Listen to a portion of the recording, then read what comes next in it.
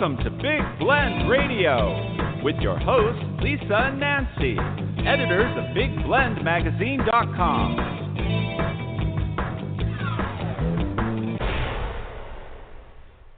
Welcome, everybody, on today's Big Blend Radio Toast of the Art Show. We're talking about light, the ways it makes art possible. Whether it's geographical, it could be you're indoors with a light bulb, or maybe by candlelight creating. Creativity goes around light, and it's different in everything. Even your computer screen, your monitor, can be different than what an artist has done. Artists who even print out their photography, it's different because of the light that they use and what you receive. It's always interesting. Light is fascinating, and we're going to be talking about that today with Victoria Chick. Victoria Chick, you know, you've heard her on Big Blend Radio over the years, as she is a contemporary figurative artist and early 19th, 20th century print collector based in Silver City, New Mexico. It's a beautiful art community. You want to go there. As soon as you can, check it out. Silver City is, it's the southwest corner of New Mexico, close to Tucson, close to El Paso. But it really is this blooming art community. So many artists live out there. They have public art events. I know COVID is, ruining some of that stuff for everybody right now across the country and around the world. But you want to check it out. They also have the Gila Wilderness area, the Gila National Forest. And anyway, she's a regular guest expert here on Big Blend Radio, an editorial contributor to Big Blend magazines. And her latest article is all about light, and it's in Big Blend Radio and TV magazine that will be in the spring and summer issue, but you can see it right now on blendradioandtv.com. Most importantly, go to Victoria's website. It's victoriachick.com. So welcome back, Victoria. How are you? Oh, fine, thank you, Lisa. I am doing good. Cool. I've been excited about this topic. We talked about a month ago about the light in the Southwest and how artists change their light. If they came from somewhere else, they would just see how wonderful and how different the light is here. And so I started looking into the topic, and I expanded it a bit, because light, when you start to think about it, is just, there's so much science to it. There's so much physiology to it. There's more to it than what we generally think about on a daily basis. We sort of let the sun comes up in the morning and we expect it, and and it makes it easier to get around than it does at night. That's for sure. But art is involved. Art couldn't exist without it. So I'm happy to talk about it. Nancy and I, we've talked about it, light, with you over the years. When you look at art, I always look at light and how light is captured. And, we were talking with Carl Stovlin and also Shannon Torrance. They were the two artists in residence, National Parks Arts Foundation artists in residence that went and stayed on the island Loggerhead Key in the Dry Tortugas for a month. These two artists, whether photography or painting, they're light. And it just attracts, it's like I'm a bug when you go into the light. And then, we've had all these conversations, and it just was this thing with them, like you guys in the light. And Dawn, there's so many people. Your art, light is everything. And, we've talked about the Southwest for many years with you, Victoria, especially since, you've lived in California. You live in, New Mexico, which you guys have a lot of light, and you're near Tucson. The whole Southwest art movement, we've talked about that. The Midwest. And this year, the past year, I should say, the last 12 months, have been all over the country, literally. And, let's let everybody know about that. Why don't we bark about that a little bit? But anyway, we've been all over, and went from the East Coast back down to the West Coast. We've been in different situations. And in winter, it was driving from Madison, Wisconsin in the winter down. We were going to Florida, and we drove through the snow, and I went, oh my gosh, this is what Victoria's been talking about. Why the movement to the Southwest? But then I'm going, I see this whole other light beauty that I've never experienced, and it's beautiful Right. and it's magical. I saw almost 10 different light sources actually at night driving through the snow. We went through a snow cloud, snow fog, or whatever they call it, and ice. We did stuff we shouldn't have driven through. But there's everybody put their lights on, and it was this magic wonderland, like you felt like Christmas, the Christmas joy. If you didn't feel joy driving through here, something happened. Like you're going to feel it. It was beautiful. Like the Midwest wants you to feel joy in the snow by putting on lights and reflecting it. And the trees, as we were driving, were frozen with snow and ice.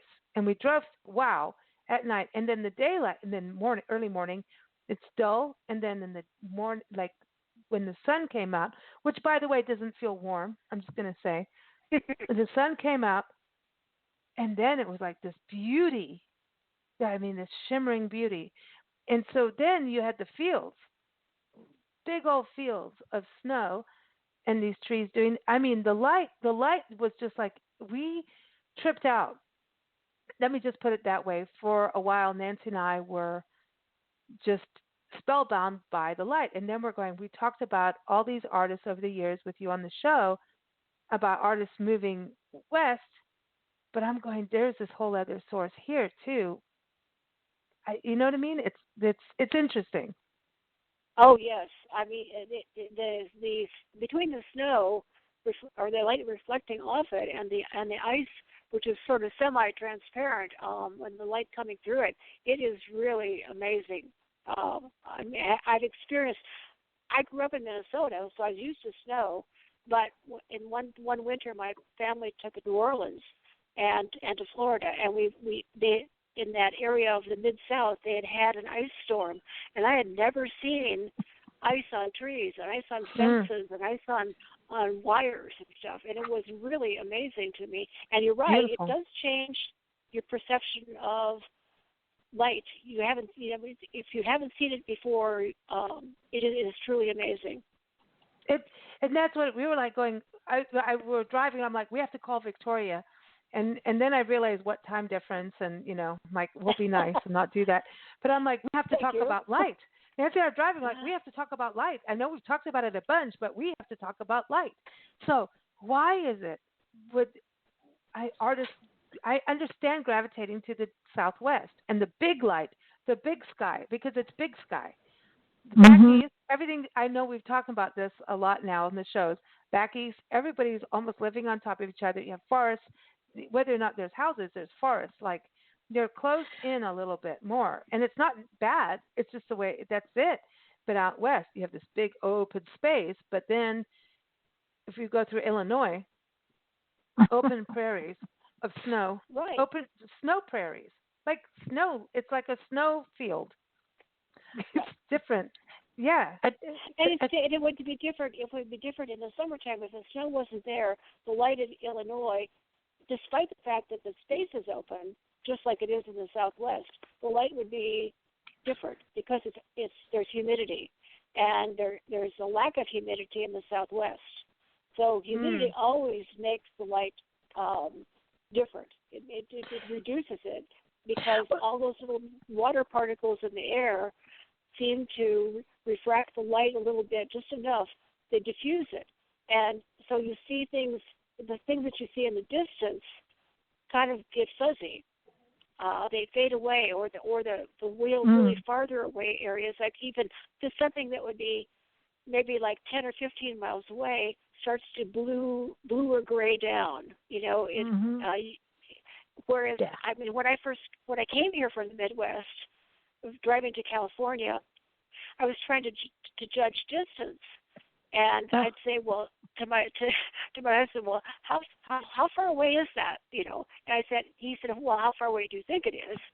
And I say, well, it must be like 40 or 50 miles away. He said, well, you're right, because I said in the Kansas City area, for instance, I would think it would be like 15. It's just the perception of distance changes, and I didn't allude to that in the article, but that is one of the things that happens.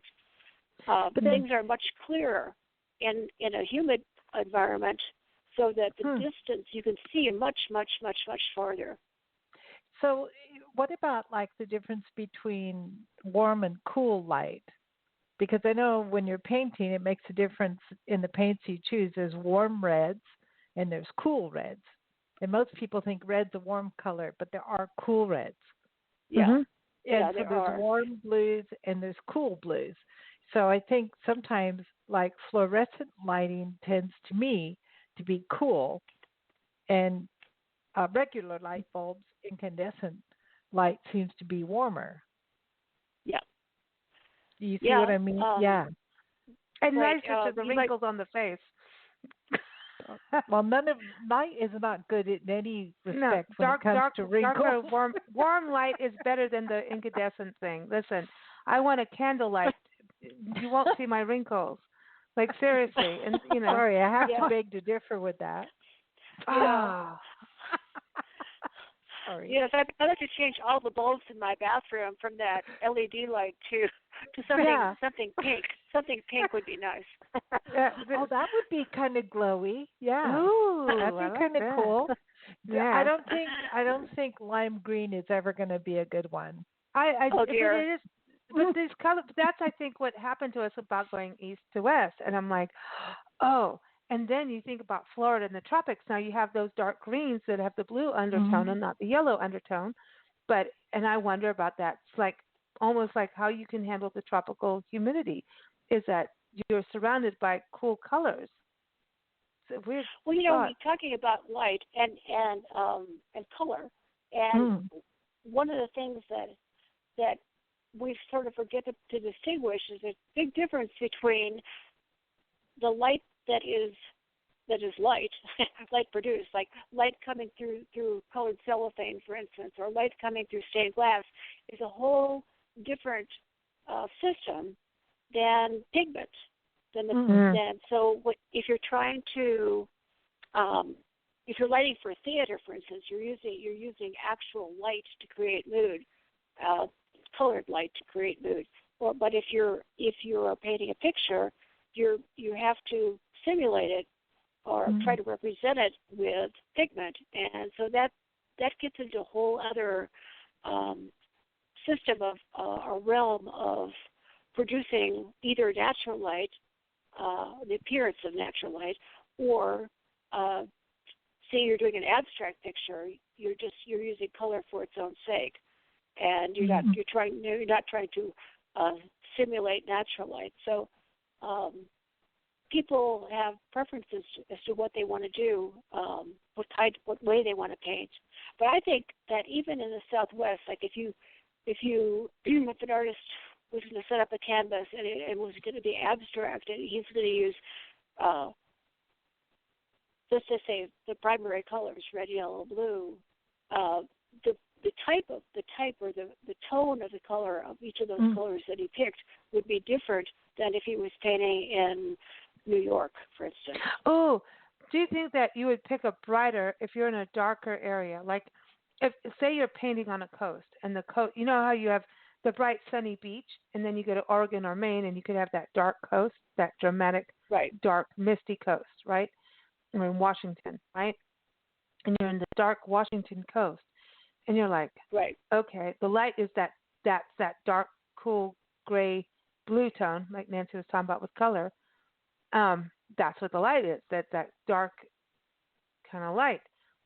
There's still this white, bright white that goes with the, I'm weird about this. There's this white light that happens with darkness and light, and I can't explain it, but it's this white. It's the darker the outcome, the whiter the light, right? The background. When you do photographs, when you're photographing, you're going to have this bright light, and then the trees will be really dark, and the sky's going to be really bright. You have that contrast.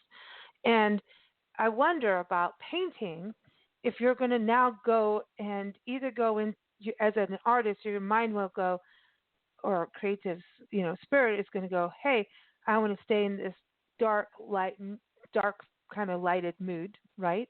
Or am I going to go, I'm going bright pink because screw this dark lighting, I'm going there, even though You know what I mean? Okay. I'm doing the bright Hello. pink. I want to bust out of this. You know what I She mean? wants I wonder bright about pink, that effect. apparently. Well, no, listen, there's seasonal disorder, like affect. You know, people get upset because it's dark too much, so they have some seasonal thing. I don't know what it's quite called, but you know, so I wonder about that for artists that they want to turn around and say, like, out you darn lights, I'm doing this. I'm painting bright pink. I'm going to go neon. I'm Maybe not we sure. did neon. I'm not sure if I will do completely, but Yeah. are you talking about? Are you talking about contrast? You're gonna defy what the mood of the light is in your studio. Like if it's a dark day in your studio and the light is dark, Okay. you can put all the lights on you want in the world. It's still dark. And you can either sit there and go, let me capture the mood of the dark, and you're going to go in the dark palette of colors, or are you going to say, screw the dark, I'm going to make it bright. My painting's now going to be bright pink. And maybe you've been even plotting this painting for years, and now finally getting to it, and because of the mood of the light, you're going to change it. Oh boy, Lisa, that's quite a.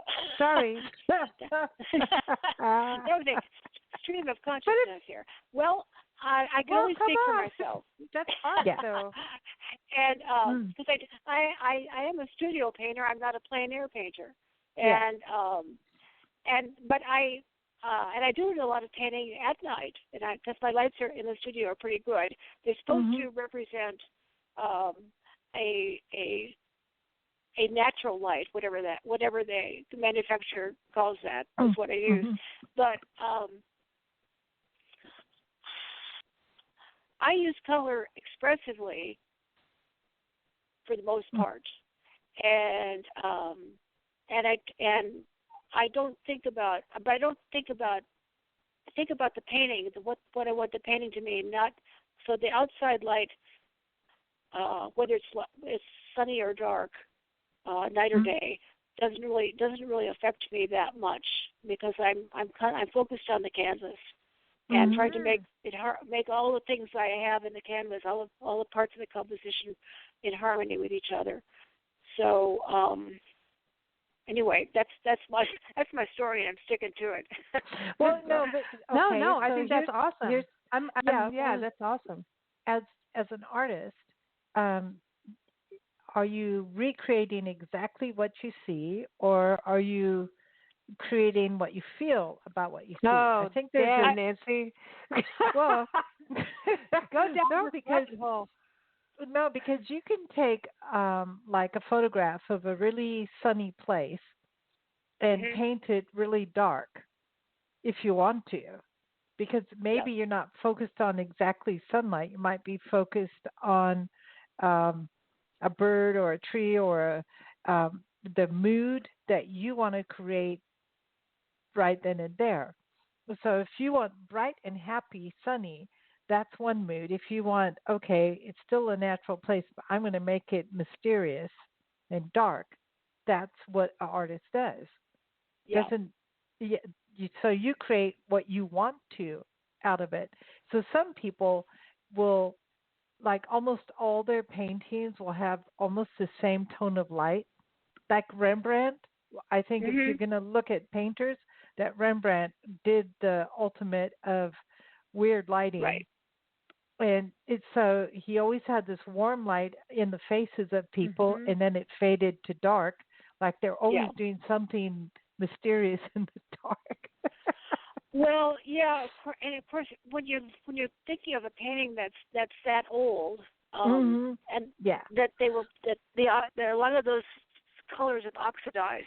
So we're seeing a painting that's probably deeper in tone than he originally painted it. Exactly. But still, I know what you mean. And so he was his work was somber in tone. Like old leather. When you read about his life, then you might start to question, well, was he had a very difficult life, and he was in debt a good deal of the time. His first wife died. Anyway, you know how much of that is of that color that he's painting is expressive. of how But he's there's feeling. always a bright light. I mean, There's always a bright light. We can't know. I mean, we can't know that for sure. That's true. You know, we don't. We make suppositions. Mhm. Yeah. But that's the beauty of it. It means we're thinking, we're feeling. Yeah. Those are the two things about art: thinking, feeling. Yeah. Open that, right? And the light, but Right. Rembrandt to me is that light. I have a thing about light. That to me is what draws me to art. That draws me well, I to mean, paintings. that makes sense. That makes sense because you're a photographer. I mean, you light is your medium. Yeah. See, I don't even look at it that way. I just do it. Like, you know what I mean? I Yeah. don't. Well, Right. no, I'm honest. Funny. I'm straight honest. So I'm like that. I see this, but when I look at paintings, they really move me. There's certain artists that just really capture the light, and you know that they know nature.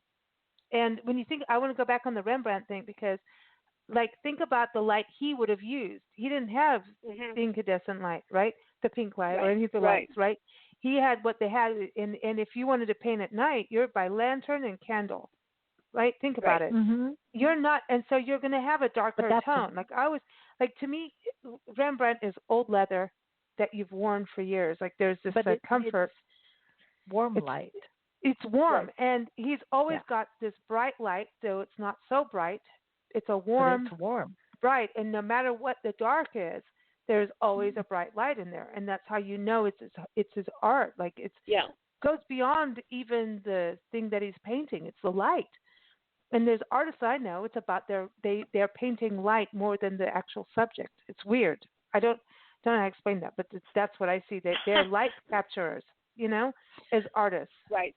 Well, a lot of those artists in the 17th century, probably not into the 18th, but in the 17th century, maybe the late 16th century, they were beginning to use camera obscura also. So they were seeing light in a very dramatic way, and they were painting using the camera obscura. So the highlights are really incredibly crisp and sharp.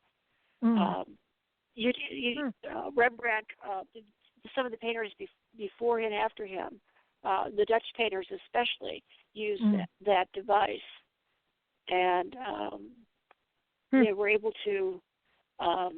They were seeing light in a very dramatic way, and it shows in their painting. Well, it certainly draws your eye to what they want you to see. Yeah. And then, draws you right into where the artist wants you to go. And then later you start to ramble around the painting, if I can put it that way. And start looking at different details that are in the darker areas of his paintings. There's great detail, but they're subdued. So once you have gone to the light where he says, like, come into the painting here, now look around, and I think he was the master of leading your eye around a painting. Yes. Yeah. You gave us a photo in the article of Claude Monet's the train station and that light. I mean, that was interesting because just even you've got to think about steam and the light that comes from that. Right. Like the train. I mean, it's like clouds that are close to you in a way because he did an amazing job, but it's very interesting, all the combinations of, we talked about humidity. Now in the industrial area, they introduced a lot of coal-fired steam engines and factories and so forth. So the light in certain parts of Europe that were really developing in their industrial businesses in a crude way, a lot of particles went into the atmosphere and combined with the clouds. Or in the case of the painting you're talking about, they combined with the train smoke, the train steam, actually. So for an artist, it must have been an interesting problem. And trying to capture it.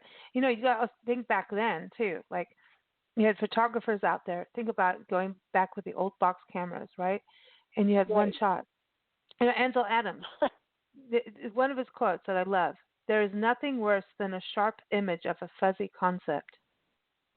And I'm like, it's one of my favorite things. It's totally one of my favorite quotes of life because Yeah. don't try to fix nature. Like, don't. It's beautiful. And one of the paintings that you had, that I've got to go look at notes now because we're just talking. I'm like into it. It's a Southwest one. Oh, you had Maynard Dixon in there again because Yes. you like Peter him. Dixon, We right. do too. But it was Russell Case, and shout out to him. Everyone check him out at russellcase.com. Canyon Light. I really love that because that's Yes. exactly the epitome of the quote of Ansel Adams. What he's saying, he let there be movement in there just by not putting every little intricate detail of every tree, but having that movement, which means you feel it. And I think there's this movement that he did the light of the water going through there in the canyon, that light, that shimmer. But then I love that painting, Canyon Light. I love it. It's beautiful. I did too. I Mm. was really happy to have him allow us to use the image of that painting. Um, Russell has won many awards and around the country for his painting. So it really is a great piece. I love that. I really. The other thing too, the potato harvest. You did Jean-Francois Millet. Did I pronounce that correct? I'm going to be wrong somewhere. Sounds pretty good. Yeah, I thought it was Millet, sounding yeah. pretty good. Millet, yes, I did the Francois. Yeah. But that's that harvest time of even just the lighting time. You know, you think about farmers and the early light, the dark nights, the sundown. It just Right. bringing that light tells you the story of what people are going through at that moment in life. Right. That's part of the story. Tells you what's Oh, going absolutely. Absolutely. Sun up to sundown and beyond was when they Mhm. worked. So yeah, that's a really good painting. It's a I don't think he meant it as a historical painting. I think he was just trying to do the forms and the light, and that was what was interesting to him. But we look at those paintings and we can see a lot about how people lived, how they survived with raising food and so forth. So that's one of the things that's interesting about art. I think you can read a time period into deal of it and understand the people that lived that time. That time. Well, how I mean, even writing this article, I wouldn't have been able to do it. I would be 10 years and it'd be a book because the light thing is so big. I mean, I'm just saying because people move Right. by light. Like when I look at it, I go, it's forever chasing light. As a photographer and artist, I'd be wanting to be in the different changes to feel the different thing in the different scenes. To me, light is like in the morning when you see the dew. You can't see the dewdrop at a certain time. It dries up. And the dewdrop is at that specific moment. And you can have a cool dewdrop in the mist or when the dewdrop is light with sun. And then it's gone. You have to capture the light when it's there. I know I'm getting weird. Sorry, Nancy. No, but if you look at the painting, okay, your eye probably at the goes in at the bottom of the painting, almost the center of the bottom of the painting, and it travels up her dress and her coat and then her bonnet and then goes to the bright light. You see how that works? See, so the artist has brought you in, and then now that you're in the bright light, where are you going next? So you're going to go down this guy who's hoeing or whatever he's doing there, digging. He's digging there. potatoes. He's digging up the potatoes. So you're going to go down his back, down his leg. That sounds good. But anyway, and you're going to go right back into the dirt patch. But then on the far right, there's that little burst of light past their wagon or their truck there. See? So the artist has taken you full circle around the painting. Light in a is very the direction. Yeah, that's the way I see it. And then if you look at the rhythm of the people, like the lady who's bending over and digging in the soil or planting or pulling potatoes up, her movement is almost the opposite of going up the other lady's back. See how that works? I beg your pardon. No, I know what you mean. I know what you Okay, mean. then. No. Everyone, look at the picture. It's in the slideshow on Blog Talk Radio and also in Victoria's article on blendradioandtv.com. So everyone, just type in light and Victoria Chick and you'll find it. But so you know what Nancy's talking about because it's starting to sound a little bit, I'm going to have to put like some weird music in the background, like "Hey Baby." I don't know, but just saying. But you and I are talking about two different things. I'm going, I want to travel to capture light in different places. And you're talking about artists capturing the light and taking you on a journey in their painting. And Victoria, that's the thing. That's it. It's that. It's like even doing a magazine layout, you have to look at where someone's going to look. Even the ad design, anything. The right-hand corner has always been the thing. Go there, do this. But light is part of it. That's always part of it. And same for an artist, right? You have to look at where your viewer is going to look, right? And what you're going to attract them to and how they're going to see the painting. It's interesting. Do you do that, Victoria, when you plot out a painting, like what people are going to look at? Well, composition is my number one bugaboo, So I really concentrate on composition, and I like to have a movement flowing through the painting, and so I can do it by line, which I frequently do, or I do it by movement. Sometimes line implies that. Well, it always implies that, but sometimes line is static and sometimes it's dynamic. The placement on the canvas, the color, certainly, the lighter color is going to attract your eye first. Yeah. And and especially if there's a contrast next to it, so it's going to do that. But artists use a number of devices, elements to make their compositions work, and they don't usually artists, I think, will choose maybe two or at the most three elements to get their composition across. But they'll develop favorites over time. But it seems to be, I look at my past work and I put it all together and I see that I have a pattern of diagonals that I seem to be drawn to. So that's just me. I don't plan it out necessarily. I think I'm going to do a diagonal composition today. It just sort of happens as I do sketches. So that's and once in a while it's different. But anyhow, that's what I was saying. I was wondering about that with artists with light. Like if you have this painting of doing something that's vibrant and colorful and flowers, right? Like you're doing yuccas or something, flowers, and the day is dark that you go out there to paint, and it's moody and there's wind and there's all this stuff going on. Is that going to affect your painting? Do you stay the course, or do you allow that feeling to get into your painting? Oh, I'm sure if you're outside, what the weather is doing is significant to what your painting will draw from it. Yeah. That's what I think. I think it's got to change. And what you have in your envisionment, right? In your head, you have this painting. You've sketched it out. You know what you're going to do composition-wise. You're going to go to paint it. Does it change course as you paint? Yeah. From the concept. Does that happen for you? Yeah. Do you change it? Or... Yeah. Well, rephrase the question. When you draw, I'm going to do this picture. Like I remember Nancy painting and drawing out what she was going to paint, doing the sketch, and then she did oils, right? And I remember doing the black and white part. And I was like, why are you even going to do the black and white part? Why can't you just go right into color? And there was this whole process, and it was oil. And I'm like, what the hell? Why? And I still don't get it. Like, why are you doing the black and white first and then coloring in? Because and so that was glazing.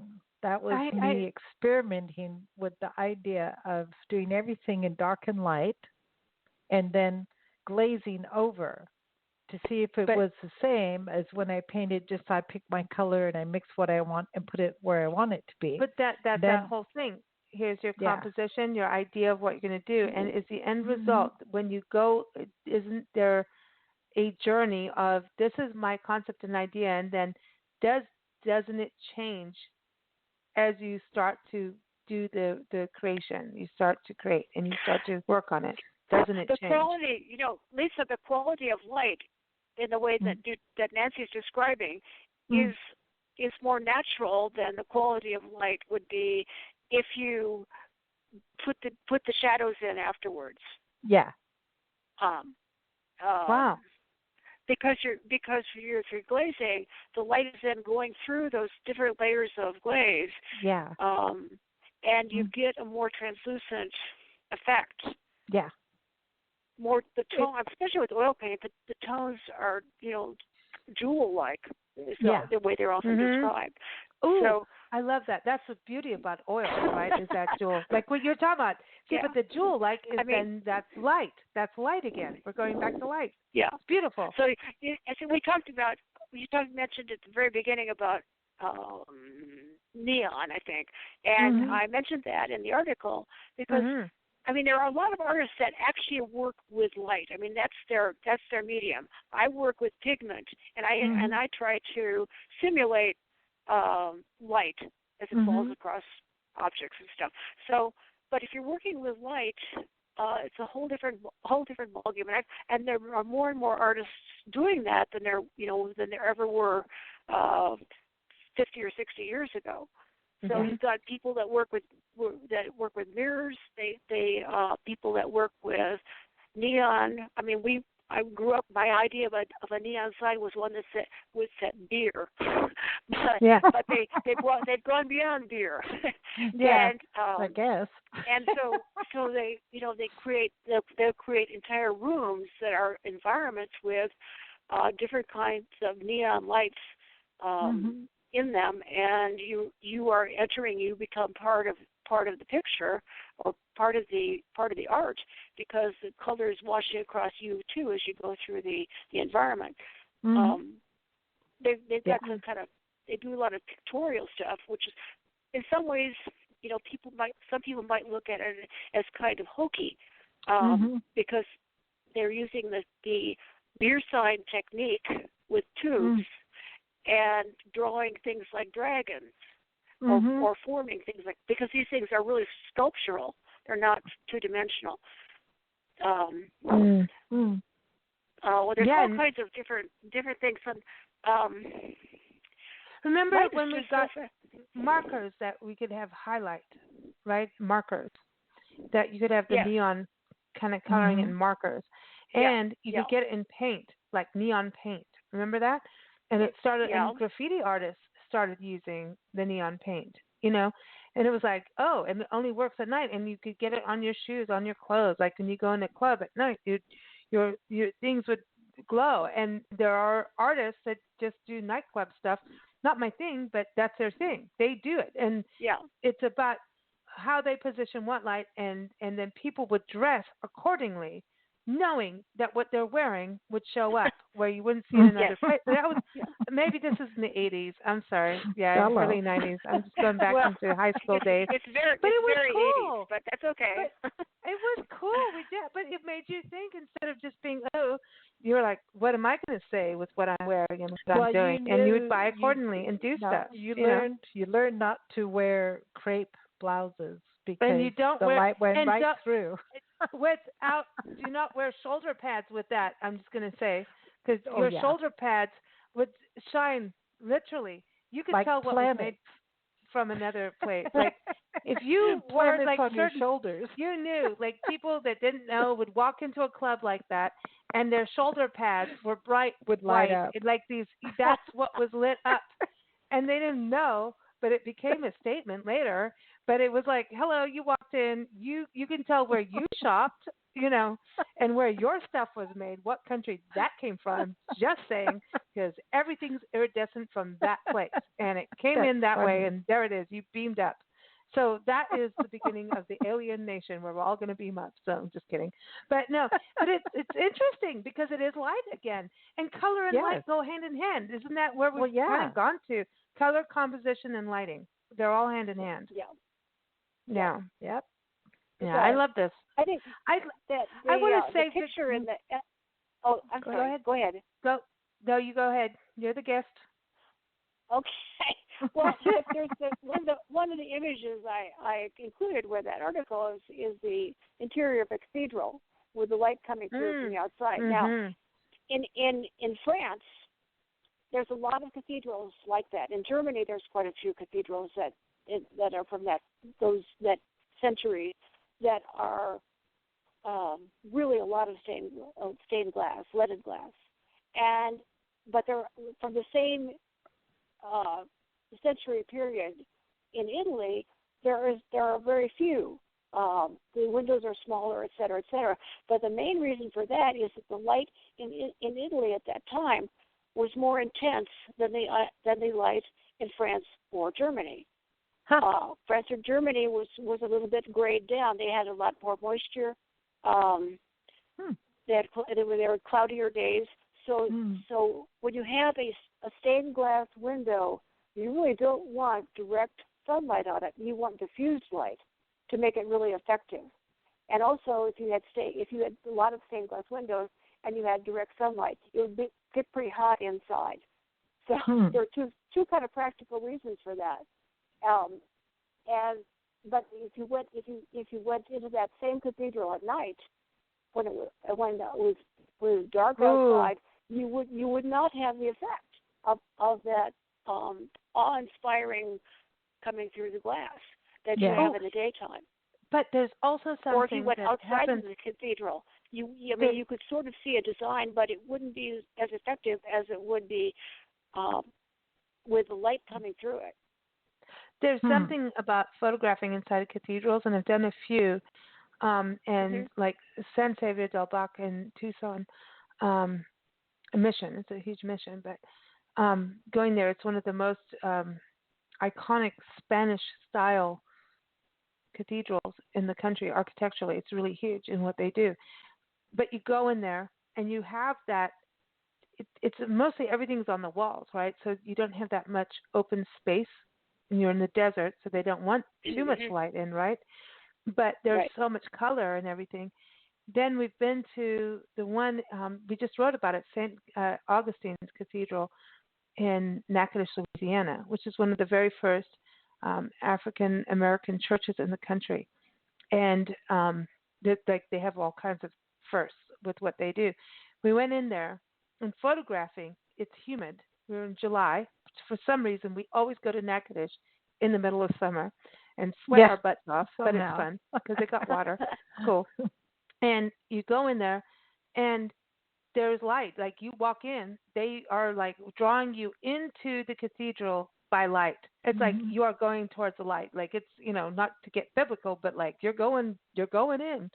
And so the light is there, and there's and it's hard to photograph, right? And the thing, because of the light, and they do have stained glass. However, the church burned down. They had to redo it, and so it's newer-ish, but still historical. If it wasn't for the pews and the richness of the pews, the color of the pews, and I found this in just about every church, you need the pews to balance the light, because there's a reddish color to the pews, or it could be dark, like mahogany kind of thing. The pews balance it all out. There's a wood thing that balances out. Yeah. I know it's weird. I know I'm weird about this whole conversation, and I'm not weird. I just see things differently. I think you are. With light. The light thing really is weird. interesting to me, and I don't have all the technical stuff, but I know from just experience doing this, but the color of the wood will balance out everything or knock you out. And if you don't look at the wood, you're going to get screwed on the light, like when you're photographing in there. It's weird. But the color of the pews brings out this color to the room. And then if you get into a place that's really stained glass, we stayed at a bed and breakfast in St. Louis area, Webster Groves, a beautiful bed and breakfast. That was a church, stained glass everywhere. Incredible. And that poor woman, innkeeper, has to clean it. She was like, it's not just about having the stained glass. That is about cleaning the stained glass. You've got to think about it.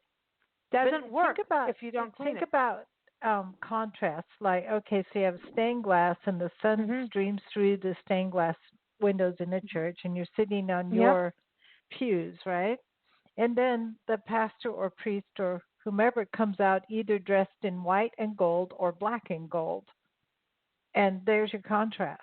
Just right there. That's what I'm saying. So you where need does something your else eye to go? soak. You need to have a sponge in the room to soak up some parts of light. So that's the same where thing your in eye the goes. stew. It's about you need contrast. You need to have that sponge. You need a thing. It's contrast. I think more than anything. Well, that if you're in a cathedral, you're in there. You're expecting an experience, and the light stained glass windows do give you some experience. But then you've got all the brightness of that gets replaced by a neutral, or accompanied by a neutral, either the white or the black. Either contrast is going to be pretty dramatic. But at night, the cathedrals, I find the stained glass really enamoring at night, when all the candles are lit on the inside, and then the stained glass takes on this whole other thing. So we could have stained glass when the sun is beaming perfectly at the right time. It's beautiful, magical. But all the other times to me are really interesting, because it's like, okay, how much color can you bust out of that with that dark gray sky outside? And then it'll go. Well, okay, there's always going to be ambient sunset light outside. Yeah, sunset, sunrise will change the stained glass too, and how it shimmers. And then at night with the candlelight, it changes into a whole other thing. And that's the beauty of light. It gets to change. That's a Rembrandt. I love that. That's my favorite. And that's where the chairs and the pews just are all part of this atmosphere. When you capture that, it just is beautiful. It's magic. It's magic land. One of the best places to experience light to me, to go out to a gallery in the sun in Tucson. I think you've been on shows with Lance. Their mission sadly burned down, the mission that he built. Well, not all of it. They restored it and everything. But they leave the top part of the mission open so that the light, when it comes down at the right time, will come down in the shape of a cross. And there's a mission in San Juan Bautista, California, winter solstice. They built the mission the same way, so that the light, when it rises on winter solstice, it is a shape of a cross inside the mission. That is some art. See, that's the architectural art that I don't think we do in building anymore. We don't think those ways anymore. It's about putting it up and forgetting about it. It's like, here's your box house. Like, here it is. You got your IKEA home, and there you go. But what about, like, those things? That's art. Architecture and art, like that kind of detail of once a year you get to experience this if the weather cooperates. It's beautiful. And I've always wanted to experience that at that time, and I've never done it. Never had a chance to be able to experience the cross light up down between the pews. Here's your cross lit up. That's cool. Yeah, it is cool. But Victoria, thank you for indulging us with our banter. Like, honestly, thank you. Well, it's always interesting to me because everybody has different experiences, and you've seen things that strike you, and everybody sees things that mean something to them, or that are experiences that they remember. And so, and sometimes it ties in with what we're actually talking about, like it did today. So that works out really good as far as I'm concerned. Once in a while it hits. Once in a while we hit it, right? We kind of stay on topic. We usually digress quite a bit. I thought we were pretty much on target today, so on topic. Well, good. We did good. But listen, I want to do one just on snow, the art of painting snow. I want to do that lighting too. Because that was it. When we were driving through Illinois in the light, and I just like, Nancy, Victoria, we got to call Victoria. And I'm like, no, it's too early. I was like, okay, we'll do it when we get down. I'm like, Victoria, we got to talk about light. I know we've talked about it all the time, but like this is different, man. Like, nuh-uh. And the light changed. I have photos that will show you the light change as it progressed. the progression. And icicles change colors, the whole thing. Yeah. And I was like, this is different. This is not Southwest snow. This is different snow. Well, and just like natural light, Mm-hmm. depending on where you are, is different. And whatever the natural light is affects everything that you're seeing. I mean, the tone of everything depends on the time of day, the how cloudy or sunny it is, or whatever. And when you were talking about the stained glass windows and the difference in the pews, but the pews are picking up the ambient light created by the stained glass windows. Right. So there's probably some of that color, that color of whatever's coming through, washing over the color of the wood, and maybe either cooling it down or warming it up or whatever. Or wiping it out. So it does make a difference. Yeah, it does. It does. The light needs something to bounce and reflect off of, right? And that's the thing that's interesting to me. I think what's a big draw to artists too in the Southwest. You're an artist in the Southwest, especially Silver City where you are. You have this rugged landscape that's also gentle but harsh. You have that amazing balance of it can bite you, it can cuddle you, and it could sting you. It could be magical, open, fresh air, beautiful skies. And you have the world of long shadows. They don't have that back east. And listen, people thought I was funny, even in the Southeast. And I've been trying for years. They'll like, oh, you're going to go in the forest, you're going to do this. And I'm like, okay, well, we'll be out there at 4 a.m. Why? Because we'll catch a sunrise and we'll do, No, it doesn't work that way. It does not work that way in the middle of the forest. You have humidity. And the humidity says, no bueno, it's not going to happen today. No, you're going to sit there and you're going to be humid, and your camera is going to be full of humidity, and you're going to be humid, and you're not going to have the sunrise you thought you were going to have the way you want it to, and that's that. Yeah. That happens in the Southwest. And then I can film longer in the day. It's like a whole new shift, and you have to learn it. And I wonder about filmmakers going around the world, like, you have this thing of how you film, and then you have to start to learn chops of where you are. And that's what I was saying about chasing light across. I would love to do a documentary of chasing light across the country, around the world, about how light is different in every place. If you took the same time, like if you looked at 9 a.m. in the morning in Tucson, 9 a.m. in the morning in Silver City, 9 a.m. in Florida, Tampa, Florida, let's say, it's all going to be a different kind of lighting, like at the same day. And it would be so cool to do. That's why artists paint I have it. a project. That's what artists do. I think you need some assistance to do that. So you had it at the same day. Mm-hmm. Yeah, we could do a Facebook group where everybody photographs something at the same time and puts it up. But then, check it out. Your camera has filters and changes. See, this is the thing. That's what I was talking about at the beginning of the conversation is your monitor is different than everyone sees something different. Yeah. Whether, you know what I mean? The monitor is different than what's printed out. I had an experience. I was looking at images on my computer, which has a pretty good sized screen, and Mike brought home a bigger monitor and he plugged it in so both screens were on simultaneously, and I was amazed at how much better to me the color looked on his monitor than it looked like on mine. Mine looked pretty dull. So that was Are you saying Mike has a bigger monitor? Well, yes, he does. But it's about calibration too. So the smaller size. I'll mention that. Yeah, just tell him he's got a big monitor. But and I'm not a bit envious.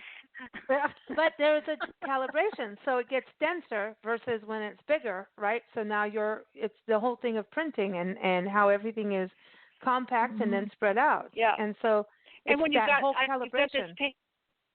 When you've got this Paint Shop Pro thing on your computer and you're looking at your monitor and you think, oh gosh, I'm going to adjust that because it's not quite right. Well, then you might be adjusting it really horribly for somebody else to see it. So yes.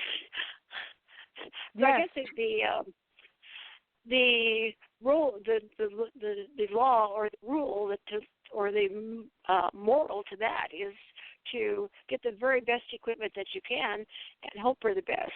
Yeah. Well, no, there's a calibration you can do to your monitor. I do know a photographer who does his own printing, and he's like, that's the whole key. He has all the gear, like you're saying, pay for the gear, and he prints out the prints. So he can say, these prints of my photos are exactly how I intended them to be, because no one else is going to print them out like he knows. So he has a whole full service. Otis Harville, took the picture. Awesome. He's awesome. Yeah, he goes in Smoky Mountains. Yeah. He took the picture. Oh, we need to go see him. So he's done all of this, and he's like, it's about calibration. What you're seeing on your computer of what my photos are may not be even what you think.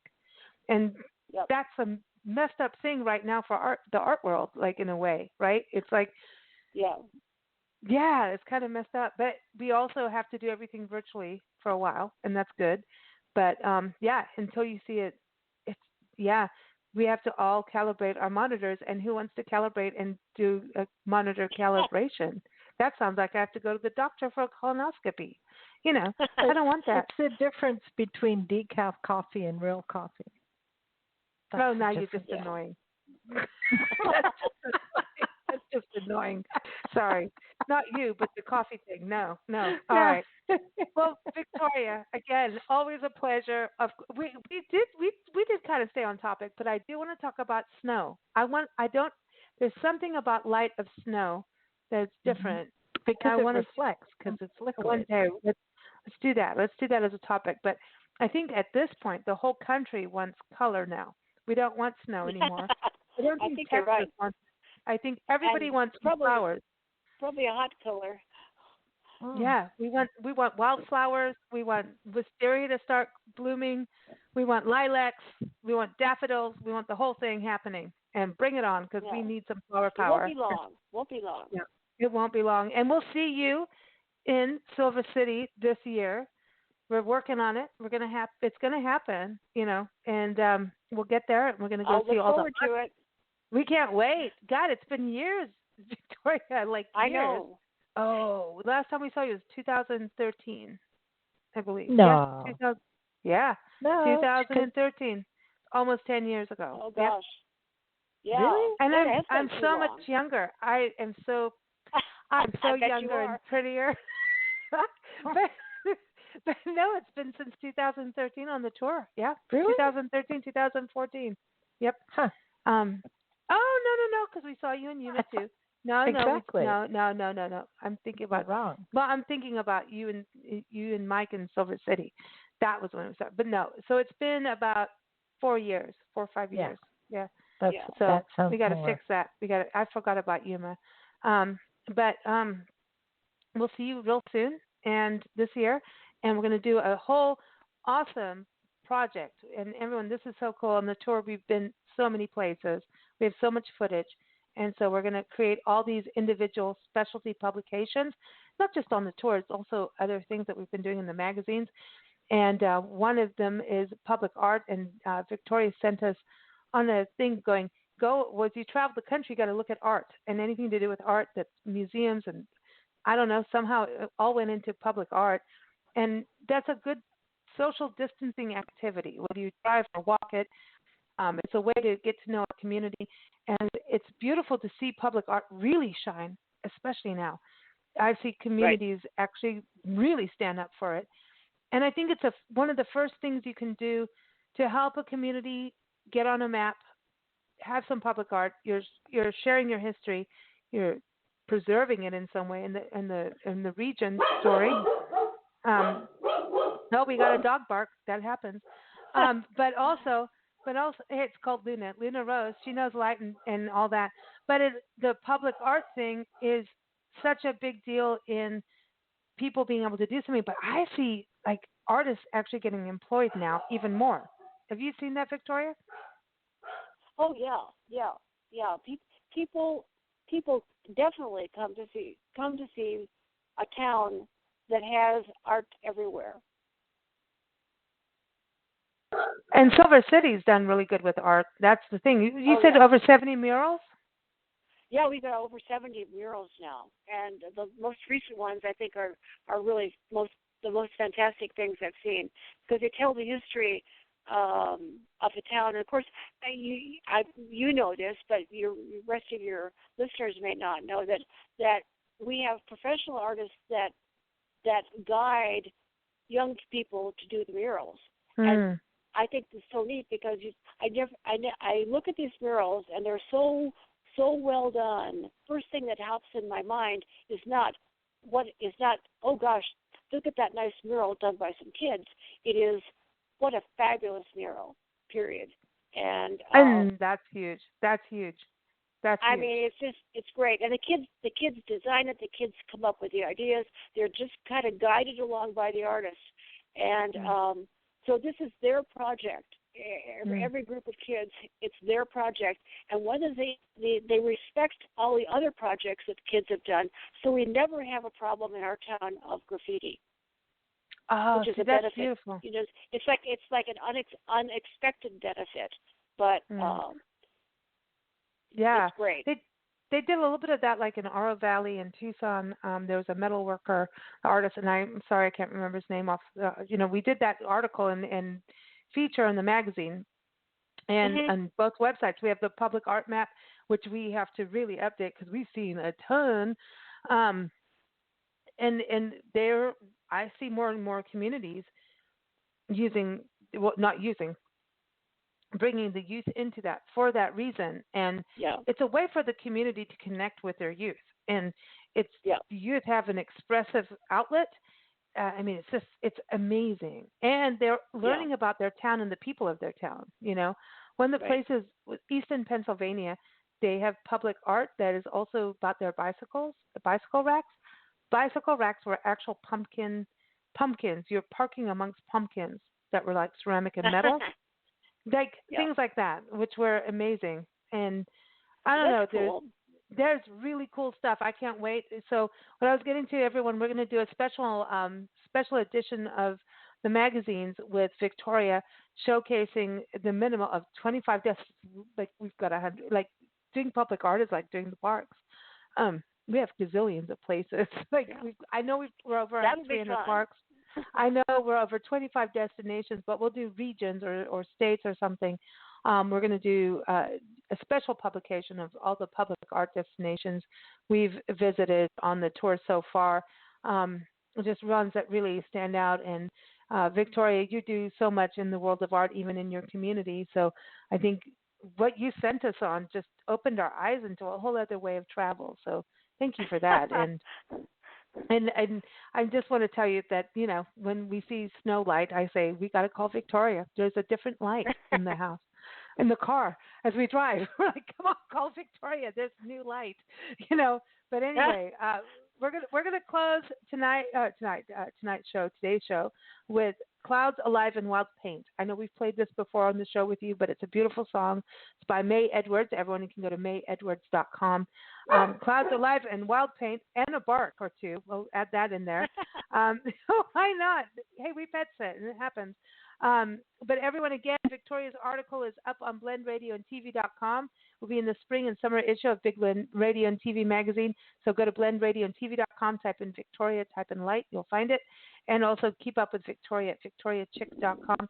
But here it is, Clouds Alive in Wild Paint. It's a beautiful song, and it's perfect when we talk about light. So thanks so much, Victoria. You take care. Oh, thank you so much, you guys. It's good to talk to you always, and we'll see you in the summertime. Oh, we can't wait. We can't wait. And I'm going to go woof, woof for Nancy. She's off with the dog now, I think. Yeah, thank you. You'll be talking doggies by the time you get here. I know. We'll have our tails fluffed and pruned. We'll be ready. Okay. Here it is, everyone. Clouds Alive in Wild Paint.